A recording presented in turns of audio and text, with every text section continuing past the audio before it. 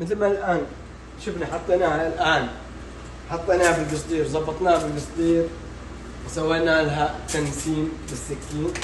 الآن هذا الفرن الكهربائي نجي نحطه كهربائي على درجة 250 لمدة ساعة و45 دقيقة. طبعا نحط لمدة ساعة تقريبا 45 دقيقة ونرجع نشوف عشان نشوف الموية حقتها والملوحة تبعها هل ضبطت أو لا. بسم الله.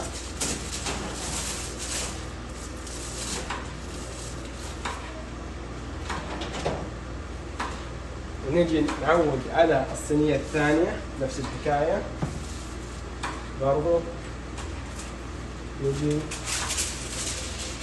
نحطها على قصديرة واحدة ونرجع نعود نطلعها مرة ونحط على قصديرة نشوف الحرارة تبعها والملوحة تبعها.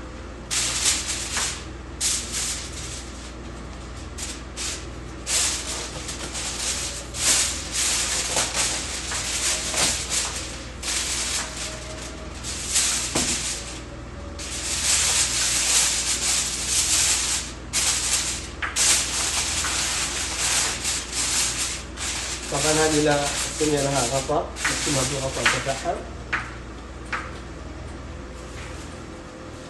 هذا الغطاء تبعها جديد.